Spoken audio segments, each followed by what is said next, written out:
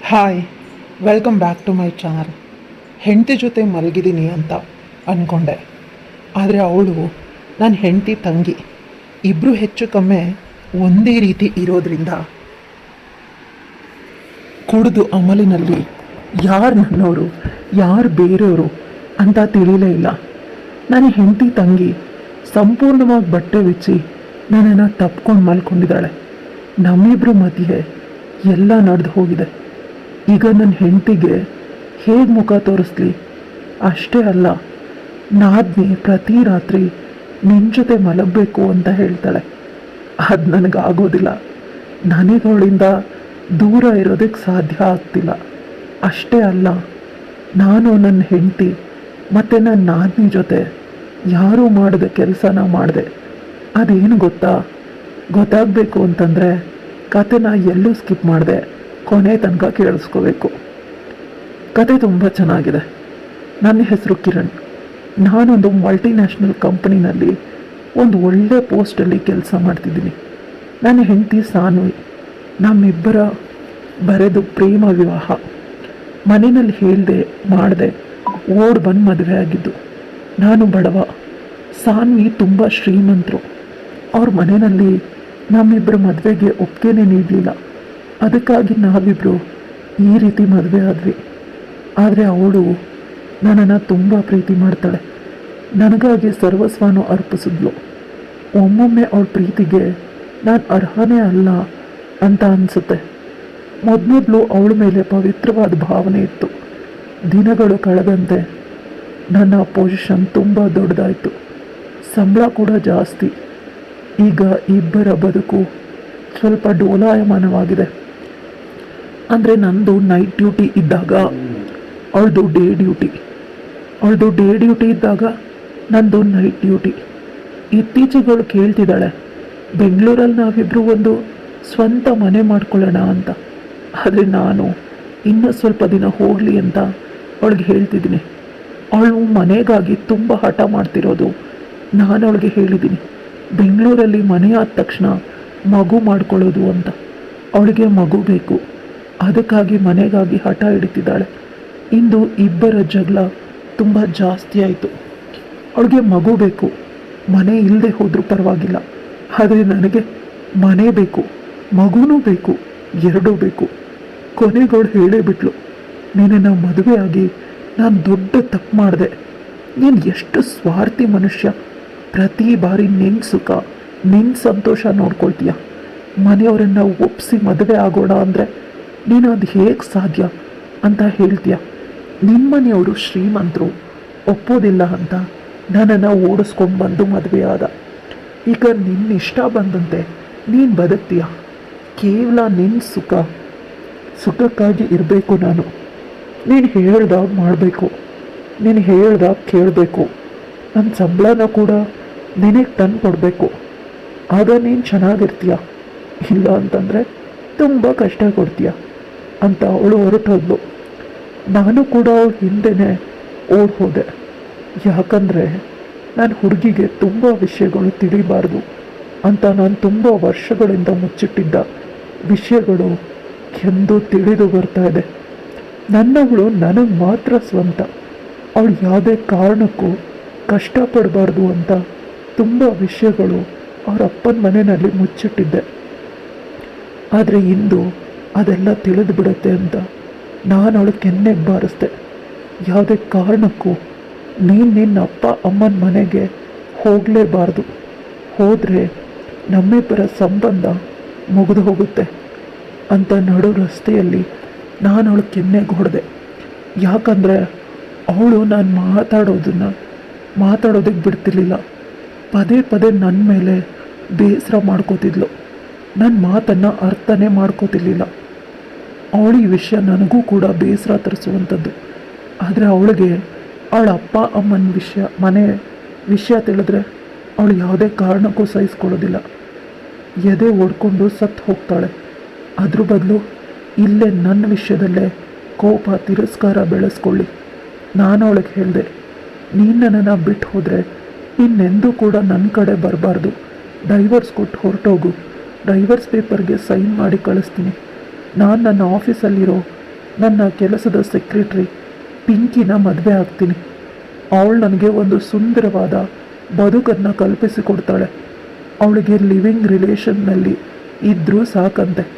ಮದುವೆ, ಗಂಡ, ಸಂಸಾರ ಇದೆಲ್ಲ ಬೇಡವಂತೆ ಅಂತ ಹೇಳ್ತಾಳೆ. ಯೋಚಿಸು ಅಂತ ನಾನು ಮನೆಗೆ ಹೊರಟು ಹೋಗೋದ್ರಲ್ಲಿ ಇದ್ದೆ. ಆದರೆ ಅಷ್ಟರಲ್ಲಿ ಅವಳು ಕೆಳಗೆ ತಲೆ ಸುತ್ತಿ ಬಂದು ಬಿದ್ಲು. ಅವಳು ಬಿದ್ದ ಶಬ್ದದಿಂದ ಹಿಂದೆ ತಿರುಗಿ ನೋಡಿದ್ರೆ ನನಗೆ ತುಂಬ ದುಃಖ ಆಯಿತು. ಅವಳು ಮನಸ್ಸಿಗೆ ಅಷ್ಟೊಂದು ಹಚ್ಕೊಂಡಿದ್ದಾಳೆ. ಪ್ರೀತಿಸಿ ಮದುವೆಯಾಗಿ ಬಂದಳು, ಎಲ್ಲನೂ ಬಿಟ್ಟು. ಇಂದು ಅಷ್ಟು ಮಾತ್ರ ತಲೆಗೆ ಹಚ್ಕೊಳ್ದು ಏನು ಅಲ್ವಾ? ನಾನು ಅವಳನ್ನು ಎತ್ಕೊಂಡು ಹೋದೆ, ಆದರೆ ಅವಳ ತಲೆ ಬಳಿ ರಕ್ತ ಸೋರ್ ಹೋಗ್ತಿತ್ತು. ಆಗಿನ್ನೂ ದುಃಖ ಆಯಿತು. ಅವಳಿಗೆ ತುಂಬ ಏಟಾಗಿದೆ ಅಂತ ತಿಳಿದು ಆಸ್ಪತ್ರೆಗೆ ಅಡ್ಮಿಟ್ ಮಾಡಿದೆ. ಅವಳಿಗೆ ಪ್ರಜ್ಞೆ ಬಂದಾಗಲೂ ಕೂಡ ಅವಳು ನನ್ನನ್ನು ನೋಡೋದಕ್ಕೆ ಇಷ್ಟಪಡ್ತಿರ್ಲಿಲ್ಲ. ನಾನು ಅವಳಿಗಾಗಿ ಅವಳ ತಂಗಿ ಸ್ಮಿತಾಳನ್ನು ಕರೆಸ್ದೆ. ಸ್ಮಿತಾ ನಮ್ಮಿಬ್ಬರ ಪ್ರೀತಿಗಾಗಿ ತುಂಬ ಸಹಾಯ ಮಾಡಿದವಳು. ಅವಳು ನಮ್ಮಿಬ್ಬರನ್ನ ತುಂಬ ಇಷ್ಟಪಡ್ತಾಳೆ. ಎಲ್ಲ ವಿಷಯನೂ ಹೇಳಿದಾಗ ಅವಳು ತುಂಬ ಅರ್ಥ ಮಾಡ್ಕೊಳ್ಳೋದಕ್ಕೆ ತುಂಬ ಒಳ್ಳೆ ಹುಡುಗಿ. ಹಾಗೆ ನೋಡಿದ್ರೆ ನನ್ನ ಹೆಂಡತಿಗೆ ತುಂಬ ಕೋಪ. ಹೇಗಾದರೂ ಮಾಡಿ ನನ್ನ ಹೆಂಡತಿ ಜೊತೆ ರಾಜಿ ಮಾಡು ಅಂತ ಇವಳನ್ನು ಕೇಳಿಕೊಂಡೆ. ಅವಳದಕ್ಕೆ ಒಪ್ಕೊಂಡ್ಳು. ಆಸ್ಪತ್ರೆಯಲ್ಲಿರೋವರೆಗೂ ಅದಕ್ಕೆ ಅವಕಾಶ ಇರಲಿಲ್ಲ. ಸ್ಮಿತಾ ನನ್ನ ಹೆಂಡತಿನ ತುಂಬ ಚೆನ್ನಾಗಿ ನೋಡಿಕೊಂಡ್ಳು. ಆಸ್ಪತ್ರೆಯಿಂದ ಡಿಸ್ಚಾರ್ಜ್ ಆದಮೇಲೆ ಅವಳು ಮನೆಗೆ ಹೋಗೋಣ ಅಂತ ಅಂದ್ಲು. ಅಂದರೆ ಅವ್ರ ಅಪ್ಪ ಅಮ್ಮನ ಮನೆಗೆ. ಆಗ ಸ್ಮಿತಾ ಹೇಳಿದ್ಲು, ಅಣ್ಣನ ಮದುವೆ ಕೆಲಸಗಳು ನಡೀತಾ ಇದೆ, ಅಲ್ಲಿ ಹೋದರೆ ಡಿಸ್ಟರ್ಬ್ ಆಗುತ್ತೆ ಅಂತ ಎಲ್ಲರೂ ಕೂಡ ನನ್ನನ್ನು ಇಲ್ಲಿ ಕಳಿಸಿರೋದು ನಿನ್ನನ್ನು ನೋಡ್ಕೊಳ್ಳೋದಕ್ಕೆ. ಮೊದಲು ಆರೋಗ್ಯನ ಸರಿ ಮಾಡ್ಕೊ. ಇಷ್ಟ ಇಲ್ಲದ ಮನಸ್ಸಿನಲ್ಲಿ ನನ್ನ ಹೆಂಡತಿ ಮನೆಗೆ ಬಂದಳು. ಅವಳು ನನ್ನ ಕಡೆ ತಿರುಗಿ ಕೂಡ ನೋಡ್ತಿರ್ಲಿಲ್ಲ. ಅವಳಿಗೆ ನಾನೊಬ್ಬ ಸಮಯ ಸಾಧಕ ಆಗಿ ಕೇವಲ ತನ್ನ ಸ್ವಾರ್ಥಕ್ಕಾಗಿ ಅವಳನ್ನು ಬಳಸ್ಕೊಂಡೆ ಅನ್ನೋ ಅಷ್ಟು ಕೋಪ ಇತ್ತು. ನನ್ನನ್ನು ನೋಡಿದ್ರೆ ಕಿಡಿಕಾರ್ತಿದ್ಲು. ಆಗ ನನ್ನ ಆದ್ನಿ ಸ್ಮಿತಾ, ಭಾವ ಸ್ವಲ್ಪ ದಿನ ಅಡ್ಜಸ್ಟ್ ಮಾಡ್ಕೊಳ್ಳಿ, ಅಕ್ಕ ಸರಿ ಹೋಗ್ತಾಳೆ ಅಂತ ಹೇಳ್ತಿದ್ಲು. ಮೊದಲು ಸ್ಮಿತಾ ಹೇಳೋದು ಸರಿ ಅಂತ ಅನ್ನಿಸ್ತಿತ್ತು. ಆದರೆ ದಿನಗಳು ಕಳೆದಂತೆ ನನ್ನ ಹೆಂಡತಿಗೆ ನನ್ನ ಮೇಲಿನ ಕೋಪ ಜಾಸ್ತಿ ಆಗ್ತಾ ಇದೆ. ಅವಳು ಮೊದಲು ಹೇಳೋದು ಒಂದೇ, ನಾವಿಬ್ಬರು ಸರಿ ಹೋಗಬೇಕು ಅಂದರೆ ಈ ಪ್ಲಾನಿಂಗ್ ಎಲ್ಲ ಬೇಡ, ನನಗೊಂದು ಮುದ್ದಾದ ಮಗು ಬೇಕು ಅಂತ. ಆದರೆ ಅವಳಿಗೇನು ಗೊತ್ತು ನಾನು ಯಾಕೆ ಮಗು ಬೇಡ ಅಂತ ಹೇಳ್ತಾ ಇದ್ದೀನಿ ಅಂತ. 2 ವರ್ಷಗಳ ಹಿಂದೆ, ಅಂದರೆ ನಮ್ಮಿಬ್ಬರ ಮದುವೆಯಾಗಿ ಈಗ 5 ವರ್ಷ ಆಗಿದೆ. ಮದುವೆಯಾದ 3 ವರ್ಷಕ್ಕೆ ನಾವಿಬ್ಬರು ಮಕ್ಕಳು ಬೇಕು ಅಂತ ಪ್ಲಾನ್ ಮಾಡಿದ್ದು. ಆಗ ಎಷ್ಟೇ ಪ್ರಯತ್ನ ಮಾಡಿದ್ರು 6 ತಿಂಗಳು ಮಕ್ಕಳೇ ಆಗಲಿಲ್ಲ. ನಂತರ ಇಬ್ಬರು ಡಾಕ್ಟರ್ ಬಳಿ ಹೋಗಿ ಎಲ್ಲ ಪರೀಕ್ಷೆನೂ ಮಾಡಿಸ್ಕೊಂಡ್ವಿ. ಆಗ ತಿಳಿತು ನನ್ನಲ್ಲಿ ಯಾವುದೇ ಸಮಸ್ಯೆ ಇಲ್ಲ ಅಂತ. ಆದರೆ ನನ್ನ ಹೆಂಡತಿನಲ್ಲಿ ದೊಡ್ಡ ಸಮಸ್ಯೆ ಇದೆ. ಅವಳಿಗೆ ಮಕ್ಕಳೇ ಆಗೋದಿಲ್ಲ. ಅಂದರೆ ಅವಳು ಪ್ರೆಗ್ನೆಂಟ್ ಆಗೋದು ತುಂಬ ಕಷ್ಟ. ಅವಳ ಗರ್ಭಕೋಶ ತುಂಬ ಚಿಕ್ಕದು. ಮಗು ಅಲ್ಲಿ 9 ತಿಂಗಳು ಇರೋದು ಸಾಧ್ಯನೇ ಇಲ್ಲ ಅಂತ. ಈ ವಿಷಯ ತಿಳಿದು ಬೇಸರ ಆಯಿತು. ಅವಳಿಗೆ ಹೇಗೆ ಹೇಳೋದು ತಿಳಿತಾ ಇಲ್ಲ. ಸೆರಗೊಸಿ ಅಂತ ಹೇಳಿದ್ರೆ ಅದಕ್ಕೆ ಅವಳು ಒಪ್ತಾ ಇಲ್ಲ, ಒಪ್ಪೋದು ಇಲ್ಲ. ಹೆಚ್ಚು ಕಡಿಮೆ ಆದರೆ ಇವಳು ಪ್ರಾಣಕ್ಕೆ ತೊಂದರೆ ಆಗುತ್ತೆ ಅಂತ ಡಾಕ್ಟರ್ ಹೇಳಿದ್ದಾರೆ. ಇವಳಿಗೆ ಆ ವಿಷಯನ ಎಕ್ಸ್ಪ್ಲೈನ್ ಮಾಡಿ ಹೇಳಬೇಕು ಅಂತ ತುಂಬ ಬಾರಿ ಅನಿಸುತ್ತೆ. ಆದರೆ ಅವಳಿಗೆ ಎದೆ ಒಡೆದು ಹೋಗುತ್ತೆ. ಅವಳಿಗೆ ಮಕ್ಕಳು ಅಂದರೆ ತುಂಬ ಇಷ್ಟ. ಇಷ್ಟೋ ನೋವನ್ನು ತಡ್ಕೊಳ್ಳೋದಿಲ್ಲ ಅಂತ ನಾನು ತುಂಬ ಸಮಾಧಾನದಲ್ಲಿದ್ದೀನಿ. ನಂಗೆ ಬೇಸರ ಆದರೂ, ಎಷ್ಟೇ ಕಷ್ಟ ಆದರೂ, ಅವಳು ನನ್ನ ಮೇಲೆ ಎಷ್ಟೇ ಅಪವಾದ ಹೊರಿಸಿದ್ರು ನಾನು ಯಾವುದೇ ಕಾರಣಕ್ಕೂ ಅವಳ ಬಳಿ ಈ ವಿಷಯನ ಡಿಸ್ಕಸ್ ಮಾಡೋದಿಲ್ಲ. ಬದುಕು ಬಂದಂತೆ ನಡೀಲಿ, ಜೀವನ ನಡೆದಂತೆ ಆಗಲಿ. ಅವಳು ನನ್ನನ್ನು ಎಷ್ಟಾದರೂ ದ್ವೇಷ ಮಾಡಲಿ, ಆದರೆ ನಾನು ಸತ್ಯ ಮಾತ್ರ ಹೇಳೋದಿಲ್ಲ. ಮಗು ಬೇಕು, ಅದು ಹೇಗೋ ತಿಳಿತಾ ಇಲ್ಲ. ಇಂದು ನಾನು ಇನ್ನೂ ಕಣ್ಣೇ ಬಿಟ್ಟಿಲ್ಲ. ಆಗ ನನ್ನ ಹೆಂಡತಿಯ ತಂಗಿಯ ಕಿರಿಸ್ತಾ ಇದ್ದಾಳೆ, ಭಾವ ನಡಿಬಾರ್ದು, ನಡೆದು ಹೋಗಿದೆ, ಏನು ಅಂತ ಕೇಳಿದಾಗ ಅಕ್ಕ ಮೇಲೆ ಹೇಳ್ತಾ ಇಲ್ಲ, ಡಾಕ್ಟರ್ನ ಕರೆಸಿ ಅಂತ ಕಿರಿಸ್ತಾ ಇದ್ದಾಳೆ. ಸ್ವಲ್ಪ ಹೊತ್ತಿಗೆ ಬಂದರು ಡಾಕ್ಟ್ರು. ಅವಳನ್ನು ಪರೀಕ್ಷೆ ಮಾಡಿ ಪದೇ ಪದೇ ಈ ಹುಡುಗಿಗೆ ತುಂಬ ಸ್ಟ್ರೆಸ್ ಆಗಿದೆ, ಬಿ ಪಿ ಲೋ ಆಗಿದೆ ಅಂತ ಅರ್ಜೆಂಟಾಗಿ ಡ್ರಿಪ್ಸ್ನ ಹಾಕಿದ್ರು. ಡ್ರಿಪ್ಸ್ ಹಾಕಿದ ಸ್ವಲ್ಪ ಸಮಯಕ್ಕೆ ಪ್ರಜ್ಞೆ ಬಂತು. ಆಗ ನಾನು ಖುಷಿಪಟ್ಟೆ. ಆದರೆ ನನ್ನ ಹೆಂಡತಿ ನನ್ನ ಬದುಕನ್ನು ಹಾಳು ಮಾಡಿದ ಪಾಪಿ ಮುಖನ ನೋಡೋದಕ್ಕೆ ಇಷ್ಟ ಇಲ್ಲ. ನೀನು ಭಾವನನ್ನು ಹೊರಗೆ ಕಳಿಸು ಅಂತ ನನ್ನ ನಾದಿನಿ ಸ್ಮಿತಾಳಿಗೆ ಹೇಳಿದಾಗ ಡಾಕ್ಟರ್ ಕೂಡ ಅದು ಸರಿ ಅಂತ ಅಂದ್ಕೊಂಡ್ರು. ಇದೆಲ್ಲ ಅದು ಸ್ವಲ್ಪ ಸಮಯಕ್ಕೆ ಡಾಕ್ಟರ್ ಹೊರಗಡೆ ಬಂದು ಹೇಳ್ತಾರೆ, ನೀನು ನಿನ್ನ ಹೆಂಡತಿಗೆ ಎಲ್ಲ ವಿಷಯನೂ ಹೇಳಿಬಿಡು. ಅವಳು ಯಾವುದೇ ಕಾರಣಕ್ಕೂ ತಾಯಿಯಾಗಲು ಸಾಧ್ಯ ಇಲ್ಲ. ಕೇವಲ ಸೆರಗೊಸಿ ಮೂಲಕ ತಾಯಿ ಆಗ್ಬೋದು. ಅದರಲ್ಲೂ ತುಂಬ ಚಾನ್ಸಸ್ ಕಡಿಮೆ. ಅವಳಿಗೆ ತುಂಬ ಸಮಸ್ಯೆಗಳಿದೆ. ಬೇಕಾದರೆ ಇನ್ನೊಮ್ಮೆ ನೀವಿಬ್ಬರು ಪರೀಕ್ಷೆ ಮಾಡಿಸ್ಕೊಳ್ಳಿ ಅಂತ ಹೇಳಿದಾಗ ನಾನು ಅಳೋದಕ್ಕೆ ಶುರು ಮಾಡಿದೆ. ಯಾಕಂದರೆ 3 ತಿಂಗಳ ಮುಂಚೆ ಅವಳಿಗೆ ಸುಳ್ಳು ಹೇಳಿ ಪರೀಕ್ಷೆ ಮಾಡಿಸಿದ್ದೆ. ಅವಳು ಬೇಸರ ಮಾಡಿಕೊಂಡ್ಳು. ಬೇಡ, ನನ್ನ ಹೆಂಡತಿ ಇದ್ದರೆ ಸಾಕು ಅಂತ ಡಾಕ್ಟರ್ ಕಾಲ್ನ ಹಿಡ್ಕೊಂಡೆ. ಇದನ್ನೆಲ್ಲ ದೂರ ನಿಂತ್ಕೊಂಡು ನನ್ನ ನಾದಿನಿ ನೋಡ್ತಾ ಇದ್ಲು. ಅವಳು ಕೂಡ ಅಳ್ತಾ ಇದ್ಲು. ನಾನು ಬೇಸರದಿಂದ ಹೋಗಿ ಮಲಗಿದೆ. ನಿದ್ದೆ ಬರ್ತಾ ಇಲ್ಲ. ಯಾಕಂದರೆ ನನ್ನ ಹೆಂಡತಿ ಧ್ವನಿ ಕೇಳಿಸ್ತಾ ಇದೆ. ಯಾವುದೇ ಕಾರಣಕ್ಕೂ ನನ್ನ ಗಂಡನ ಮುಖನ ನಾನು ನೋಡೋದಿಲ್ಲ. ಅವನಿಗೆ ಆದಷ್ಟು ಬೇಗ ಡೈವರ್ಸ್ ಕೊಡ್ತೀನಿ ಅಂತ ಕಿರ್ಚಾಡ್ತಿದ್ದಾಳೆ. ರೂಮಿನ ಬಾಗಿಲನ್ನು ಹಾಕ್ತೆ. ನಂತರ ಅಲ್ಲೇ ಇದ್ದ ಬಾಟಲ್ಗಳನ್ನು ತಗೊಂಡು ಕುಡಿಯೋದಕ್ಕೆ ಆರಂಭಿಸಿದೆ. ನನಗೆ ಮದುವೆಯಾದ ವಸ್ತ್ರಲ್ಲಿ ಅವಳ ಜೊತೆ ರೊಮ್ಯಾಂಟಿಕ್ ಆಗಿರಬೇಕು ಅಂತ ಕುಡಿತಿದ್ದೆ. ಆದರೆ ಈಗ ಅವಳು ನನಗೆ ಕೊಡ್ತಾ ಇರೋ ನೋವನ್ನು ತಡ್ಕೊಳ್ಳೋದಕ್ಕಾಗದೆ ಕುಡಿತಾ ಇದ್ದೀನಿ. ಚೆನ್ನಾಗಿ ಕುಡಿದು ಅದು ಯಾವಾಗ ಮಲಗೋದ್ನೋ ತಿಳಿಲೇ ಇಲ್ಲ. ಆದರೆ ಎಚ್ಚರ ಆದಾಗ ನನ್ನ ಕನಸಲ್ಲೂ ಕೂಡ ಅಂದ್ಕೊಳ್ದೆ ಇದ್ದಿತ್ತು ಆಗೋಗಿತ್ತು.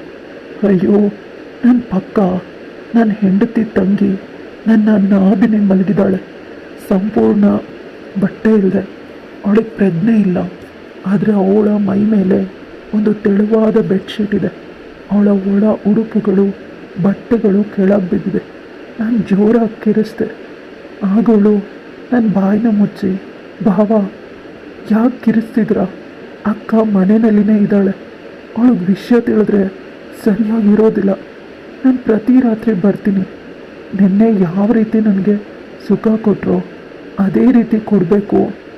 ಆದರೆ ನನ್ನ ಸೊಂಟ ಮತ್ತು ಎದೆಗಳನ್ನು ಸ್ವಲ್ಪ ಮೆತ್ತ ಕಚ್ಚಿ ನೆನ್ನೆ ಜೋರಾಗಿ ಕಚ್ಚಿಬಿಟ್ಟಿದ್ದೀರ. ತುಂಬ ನೋವಾಗ್ತಾ ಇದೆ ಅಂತ ಬೆಡ್ಶೀಟ್ನ ತೆಗೆದು ತೋರಿಸೋದಕ್ಕೆ ಮುಂದಾದ್ಲು. ನಾನು ಅವಳನ್ನು ಬೈದು ಹೊರ ನಡೆದೆ. ಇಂದು ನಾನು ಬೇಸರದಿಂದ ಹೊರ ನಡೆದೆ. ನಂತರ ಪುನಃ ಮನೆಗೆ ಹೋಗಿದ್ದು 2 ದಿನ ಆದಮೇಲೆ ಗಂಟ ಪೂರ್ತಿ ಕುಡಿದು ಮನೆಗೆ ಹೋದೆ. ಹೆಂಡತಿಯಿಂದನೂ ಒಂದು ಫೋನ್ ಬಂದಿಲ್ಲ. ನಾದಿನಿ ಪದೇ ಪದೇ ಫೋನ್ ಮಾಡ್ತಿದ್ಲು. ನಾನು ರೂಮ್ಗೆ ಹೋಗಿ ಲಾಕ್ ಹಾಕಿ ಮಲಗಿದೆ. ಹೇಗೆ ಬರ್ತಾಳೆ ನೋಡೋಣ, ಲಾಕ್ ಹಾಕಿದ್ದೀನಿ ಅಂತ. ಆದರೆ ಬೆಳಗ್ಗೆ ಎಚ್ಚರ ಆದಾಗ ಇಂದು ಅದೇ ರೀತಿ ಮಲಗಿದ್ದಾಳೆ. ಅವಳು ಈ ರೀತಿ 4-5 ಸಲ ಮಾಡಿದ್ಲು. ನಂತರ ನಾನು ಎಲ್ಲ ವಿಷಯನೂ ನನ್ನ ಹೆಂಡತಿ ಬಳಿ ಹೇಳೋಣ ಅಂತ ಹೋದಾಗ ನನ್ನ ನಾದಿನಿ ತಡೆದ್ಲು. ಭಾವ, ಮಗು ಹುಟ್ಟಿದ್ರೆ ಅದನ್ನು ನಿಮಗೆ ಮತ್ತು ಅಕ್ಕನಿಗೆ ಕೊಟ್ಟು ಹೊರಟೋಗ್ತೀನಿ. ನಿಮ್ಮಿಬ್ಬರ ಪ್ರೀತಿ ವಿಷಯದಲ್ಲಿ ನಾನು ಬರೋದಿಲ್ಲ ಅಂತ ಹೇಳ್ತಿದ್ಲು. ಆಗನ್ನಿಸ್ತು, ನಮ್ಮಿಬ್ಬರ ಉಜ್ವಲ ಭವಿಷ್ಯಕ್ಕಾಗಿ ನಮ್ಮಿಬ್ಬರಿಗೆ ಮಗು ಬೇಕು ಅಂತ ಇವಳು ತನ್ನ ಯೌವನನ ತನ್ನ ಭವಿಷ್ಯನ ಹಾಳು ಮಾಡ್ಕೋತಿದ್ದಾಳೆ ಅಂತ ಬುದ್ಧಿ ಹೇಳಿದೆ. ಆಗ ಅವಳು ಹೇಳಿದ್ಲು, ತಾನು ಈಗಾಗಲೇ ಒಂದು ಒಳ್ಳೆ ಹುಡುಗನ್ನ ಪ್ರೀತಿ ಮಾಡ್ತಾ ಇರೋದಾಗಿ. ಅವನಿಗೆ ಎಲ್ಲ ವಿಷಯನೂ ಹೇಳಿದ್ದೀನಿ. ಅವನು ಫಾರಿನ್ನಲ್ಲಿರೋ ಹುಡುಗ. ಅವನಿಗಿದೆಲ್ಲ ಸಹಜ. ಅವನಿಂದ ಯಾವುದೇ ಸಮಸ್ಯೆನೂ ಇಲ್ಲ. ನನಗೆ ಕೆಲಸ ಆಗಿದೆ.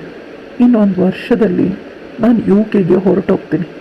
ನಂತರ ಬರೋದು ಇನ್ನು 10 ವರ್ಷ ಆದಮೇಲೆ ಅಂತ ಹೇಳಿದಾಗ ನಾನು ಕೆಳಗೆ ಕುಸಿದೆ. ನಮಗಿಂತ ಚಿಕ್ಕ ಹುಡುಗಿ ನಮಗಾಗಿ ಅವಳು ಭವಿಷ್ಯನೇ ಹಾಳು ಮಾಡ್ಕೋತಿದ್ದಾಳೆ ಅಂತ ಹೇಳಿದೆ. ಆದರೆ ಅವಳು ಒಪ್ಪಲಿಲ್ಲ.